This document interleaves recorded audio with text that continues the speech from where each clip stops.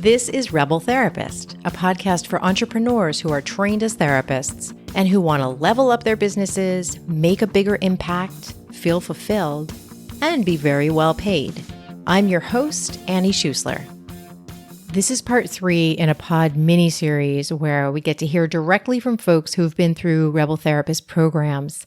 In fact, this episode, plus the 2 that came before it, feature 12 people from the same mastermind group. And that was the Olive Tree cohort of Rebel Therapist Mastermind. So you hear how lucky I am. Can you even imagine getting to work with these 12 people all at the same time? Speaking of joy, let's get to the 4 cameos of today. You're going to hear from Staci Boden, who was also my guest in May of 2021 on this podcast. You'll hear from Sonia Brewer, who also happens to be the business mentor for BIPOC private events within our CYP program. You'll hear from Sarah Dobkin and from Samantha Fox. I am so excited for you to get to hear from them. And we're going to start it off with Staci Boden. My name is Staci Boden. I live on Ohlone Ramaytush land in Pacifica, California, just south of San Francisco. I am a seasoned somatic energy healing mentor, guide, and also author of a book called Turning Dead Ends into Doorways. I teach individuals and groups how to follow energy as a way to realize potential in life and business. My program is called Following Energy for Change Makers. Following energy is a bridge practice for learning how to grow a relationship-based way of life. It comes from earth-based ways and feminine wisdom ways. Earth-based ways treats all life as a relationship. And so following energy for change makers is about supporting people in shifting their relationship with themselves so that they can stop burning themselves up, stop overdoing it, stop pushing, and start learning how to make wiser choices and pacing themselves and still show up for work, still show up to create great work. Following Energy for Changemakers combines the best of it all. It's a 4-month journey that includes live group facilitation, asynchronized mentoring. I offer a group retreat. We have an online space. I offer a one-on-one individual mentoring session. All of this is virtual. As an energy healing practitioner, I get to sit with the most amazing, heart-centered, badass, recovering type A leaders and change makers who really want to do work differently, whether they own their own business or whether they are in companies or organizations.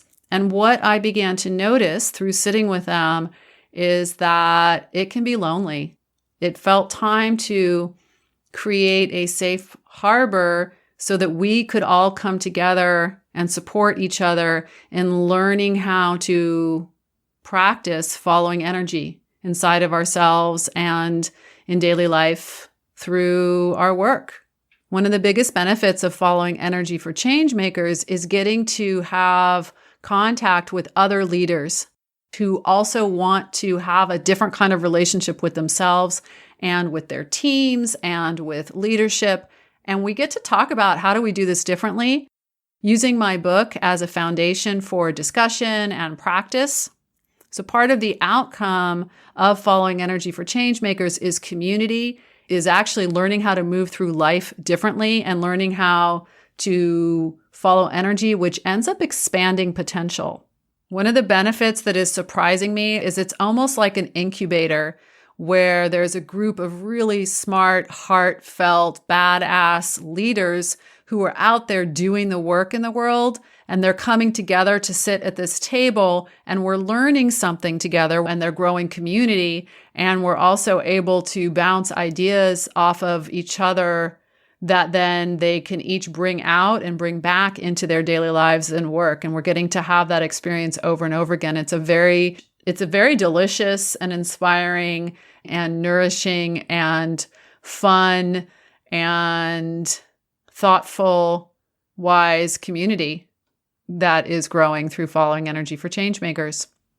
One of the biggest mindset shifts I received working with Annie and receiving her amazing mentoring in the mastermind, as well as the community, was getting to have a eagle-eye view of my business, of the different aspects of my business and the different kinds of services, and to really begin to understand how I could remain accessible, which is really important to me, and serve the communities that I do, and also expand into other communities and charge more in those communities and still get to work with amazing people and not work with assholes.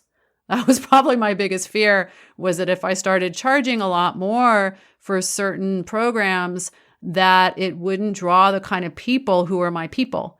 So now I'm getting to support incredible leaders and change makers who are out there doing the work, and I get to have their back, and the level of conversation and connection and support that I get to offer them is profound, and I get to attune to them in a way that I love, and I'm really well paid for it, and it feels great. Hi, my name is Sonia Brewer, and my program, Badass Boundaries, helps overachieving trauma survivors master the art of creating impeccable boundaries so they can have more joy, success, ease, and freedom in their lives and relationships. I created this because I saw a lot of trauma survivors being confused by some of the prevailing teaching about how to navigate boundaries. And I wanted people to have a more complex, nuanced, depthful way to explore and learn about how to have boundaries in ways that are holistic and connected and protective and responsive, in all kinds of situations. So I'm super excited. And one thing I learned in Create Your Program while creating this program is just how important it was for me not to be trying to create it in isolation. I really got that I'm a social learner, I'm socially motivated, and it's easier to do new things, hard things, if I'm doing it in community. And there was something about the community in this program that just clicked for me. Like, I really got it. Like, I don't have to do this alone. And I'm just going to keep putting myself in situations where I have that kind of support when it's time to create something new. Let's see, how's it playing out in my business? It's what I just said. I just feel so excited about continuing to cultivate networks, particularly around the business development aspect of my work. I'm very excited about continuing to grow in that way. As a therapist, I've always had colleagues that I consult with and shop with about clinical stuff. But having this kind of community for managing the business part, it has really, I feel like, up-leveled both my practices, my business practices, and what I feel is possible, what I feel I'm capable of doing in my business. In just a moment, we're going to get to our next Rebellious entrepreneur. First, I want to invite you to join me for a live workshop on Wednesday, August 10th. I'm going to be sharing some of the stuff I absolutely wish I had known when I was creating my first program beyond private practice, and it would have saved me a lot of time and mistakes.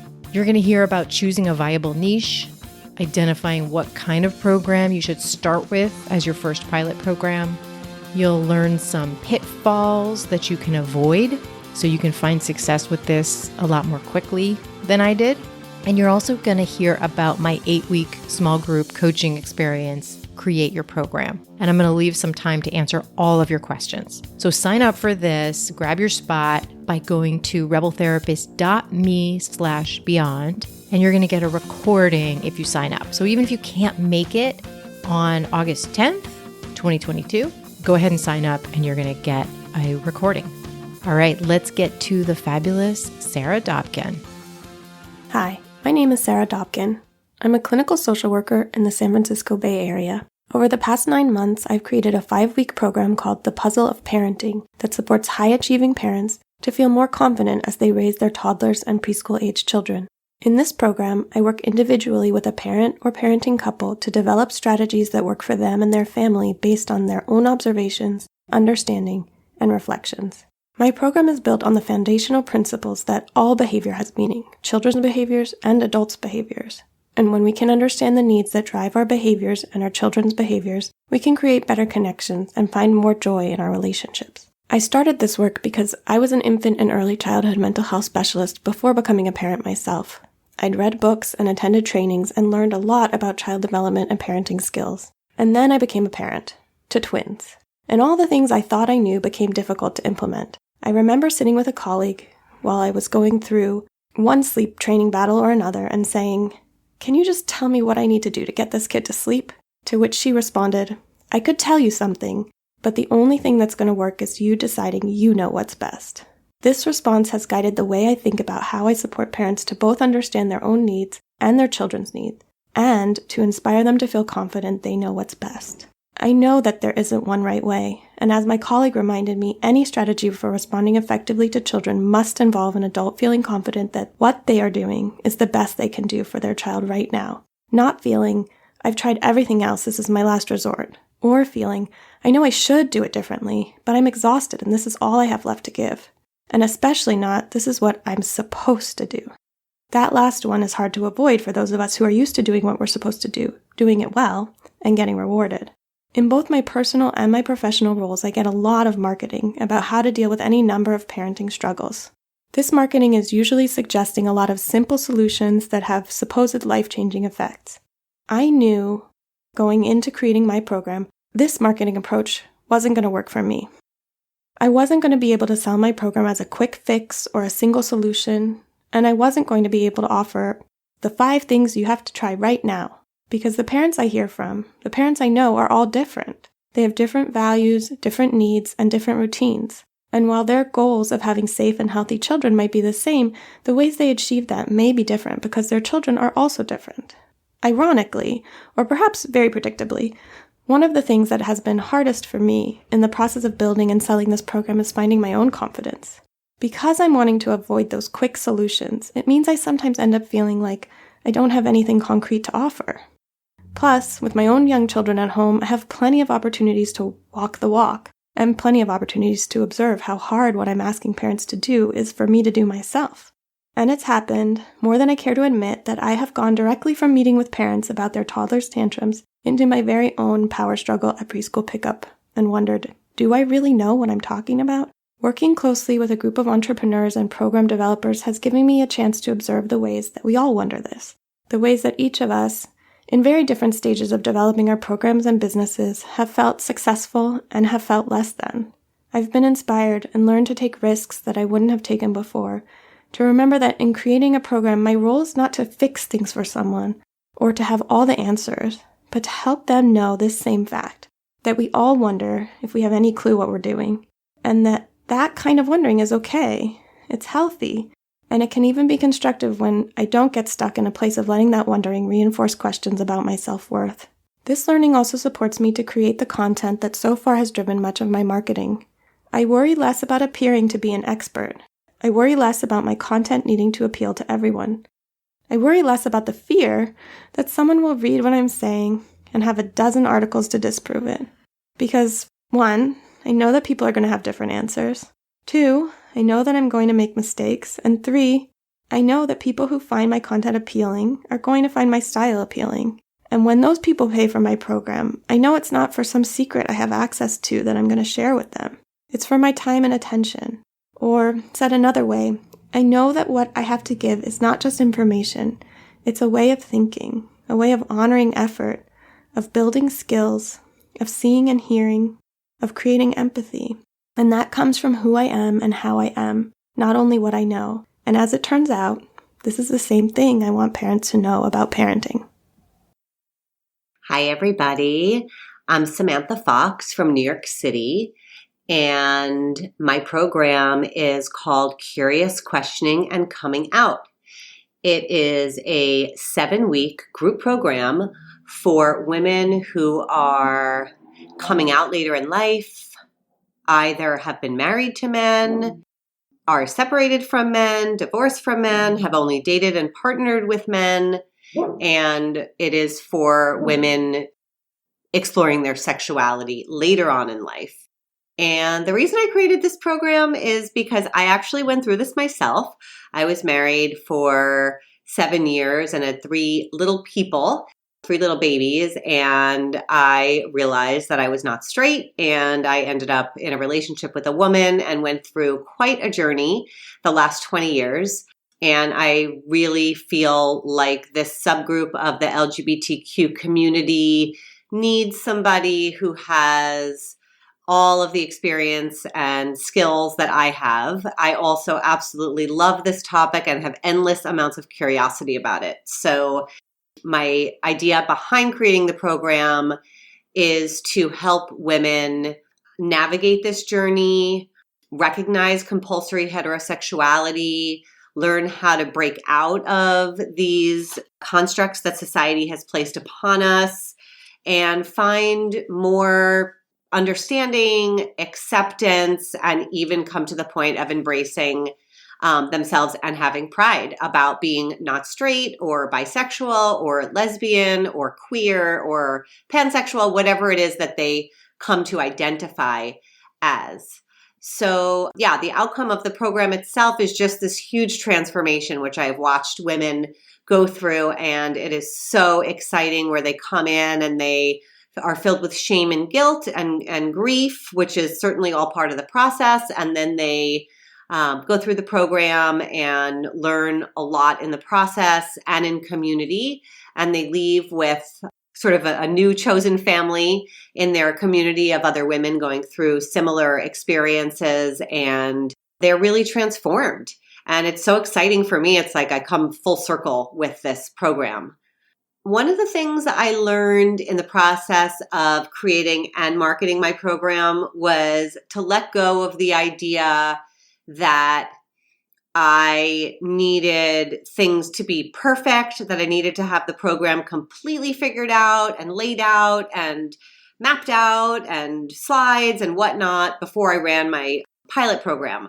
I literally ran the pilot program within a couple of weeks after I finished Create Your Program with Annie. And I only had 3 people join it, but it was so fantastic and I learned so much. And I just let go of this idea that I needed structure and perfection in any way.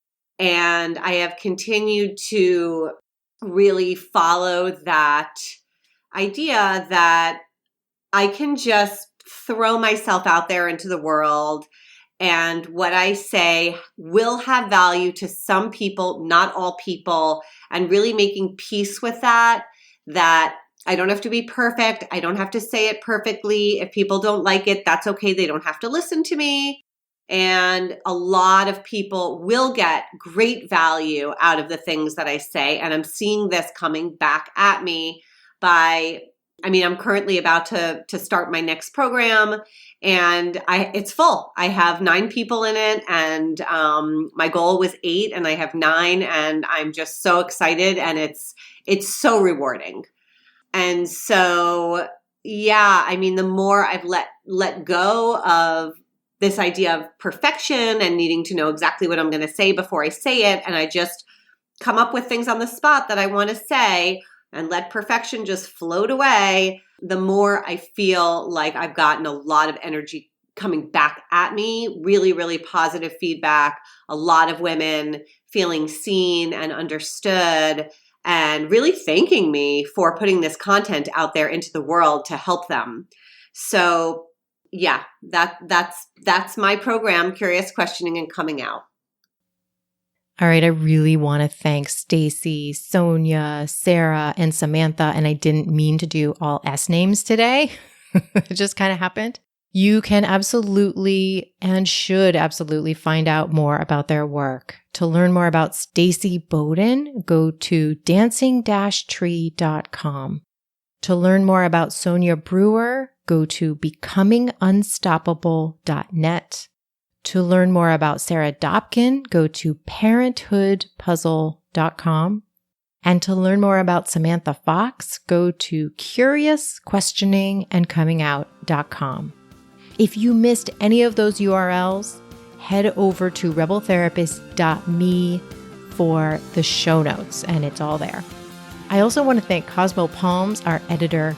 And if you found this episode supportive, please share it with your favorite therapist or healer, and that's how we get to help more people. Thank you so much for listening, and I will be with you next time.